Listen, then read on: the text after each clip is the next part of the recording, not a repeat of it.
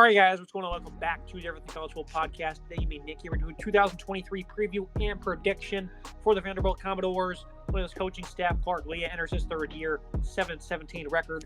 Joey Lynch, third year on staff, second year in the role of offensive coordinator. Nick Howell, second year in the role as defensive coordinator. 2016 through 2021 was with University of Virginia.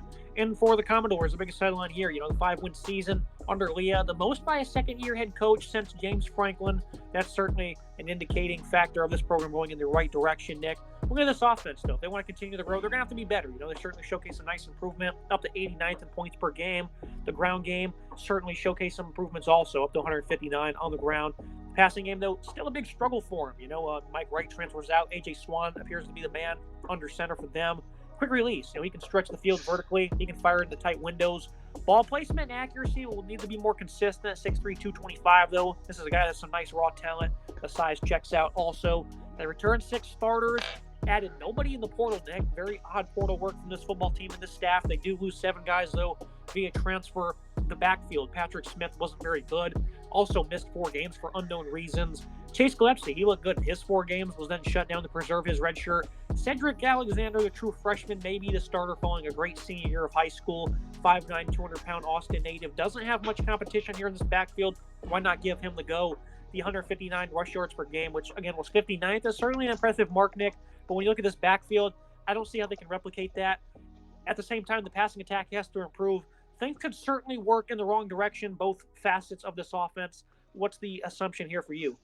I think this running back room has some talent here. I think there is some solid players. Chase Gillespie got shut down, obviously preserved his red shirt, but he looked good in those 4 games with 118 yards and 4.4 yards per carry. So those are some solid numbers. I think Cedric Alexander has to get the start for me. The true freshman, 3-star recruit, which doesn't sound great, but for Vanderbilt, that's a pretty solid number. 5'9", 200 pounds out of Austin, Texas. This film on him is good. I mean, the film is not bad for him.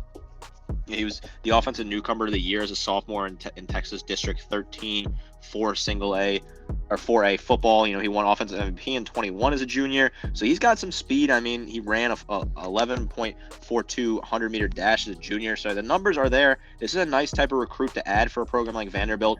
Good underrated back who's got some nice power. I think he's got some serious potential. A.J. Swan, the limited appearance we saw last year, he's a good quarterback. I like what he can do in the pocket. Solid player, 1,200 yards through the air, 10 touchdowns, 2 interceptions. Good numbers from him. I think those two together, it's not a bad combo at all. I think Alexander has potential to break out and be a good star as a true freshman in the SEC. One thing I've said about this program in the last 2 years, the offense obviously is not good, but the receiving core the last couple seasons has been a pretty impressive strong point for this football team. They've not really been able to showcase their full talents.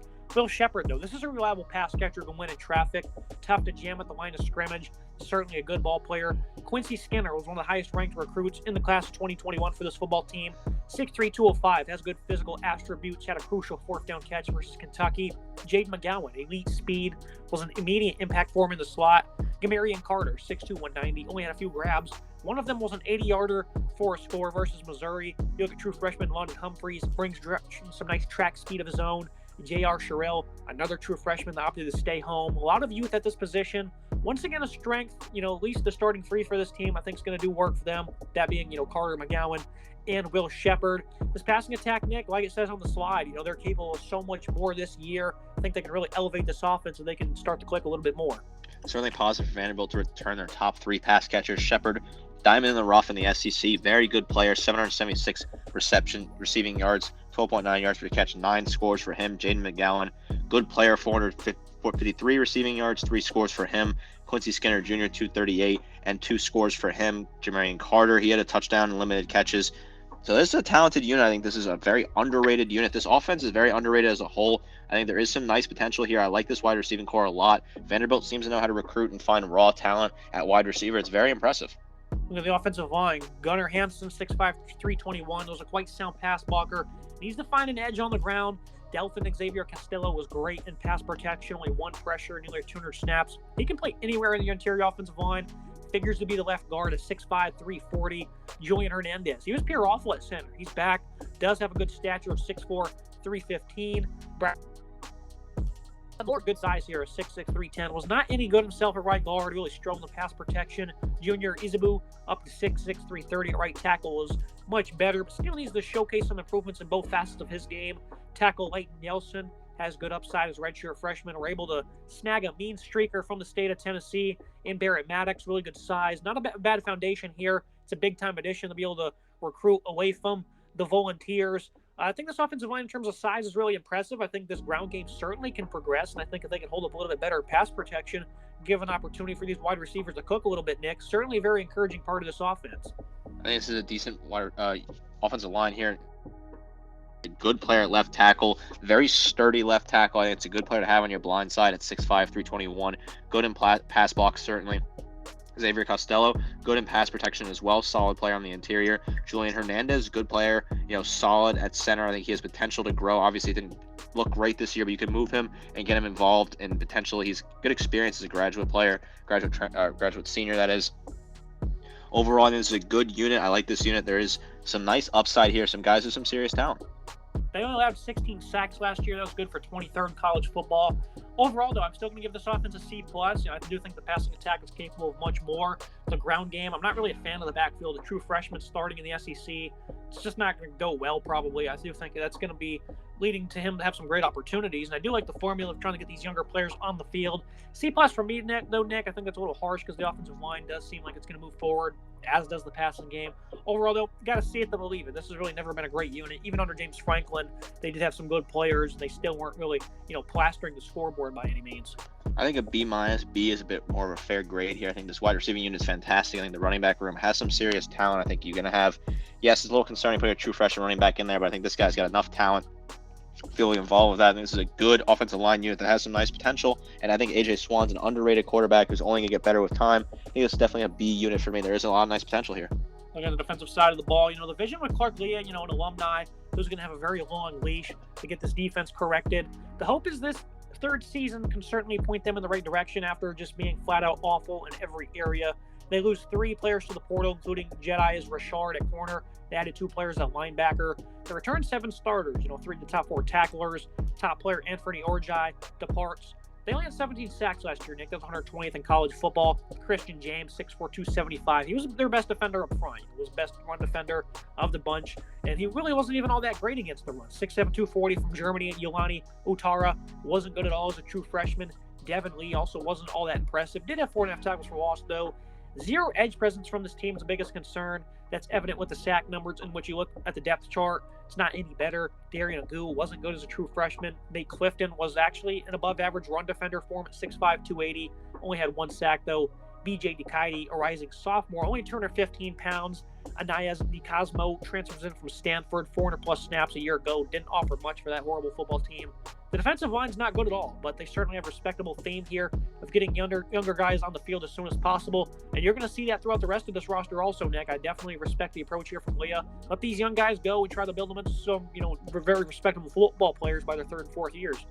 There are some talented young pieces here. Darren Agu is a true sophomore, played as a true freshman last year, 11 games, 14 tackles for him, 1 tackle for loss, and 1 sack each.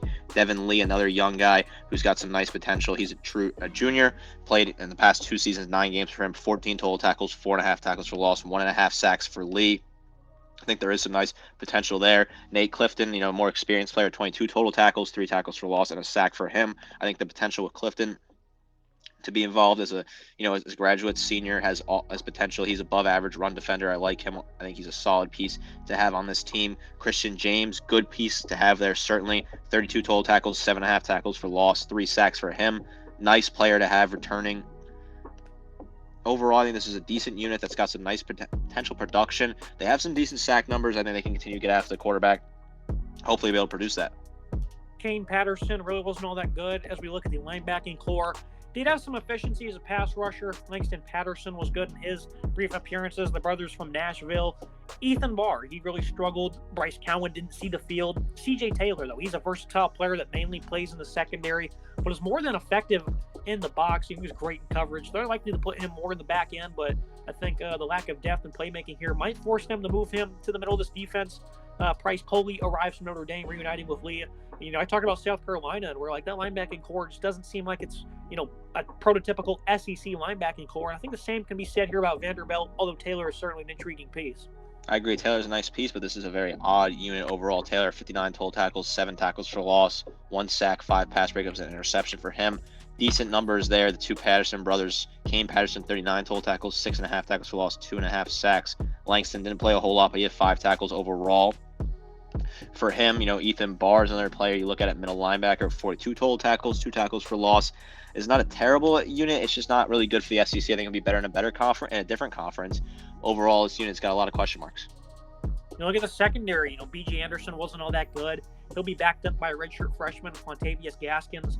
Tyson Russell on the other side was really good against the run. A strong tackler, but also struggled in coverage.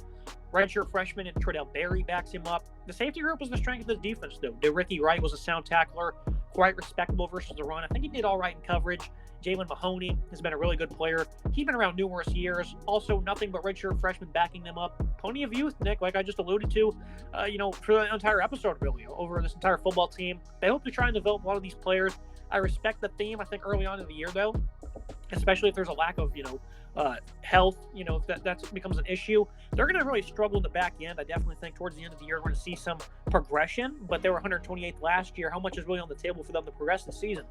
Anderson and Russell both had 32 total tackles this past season.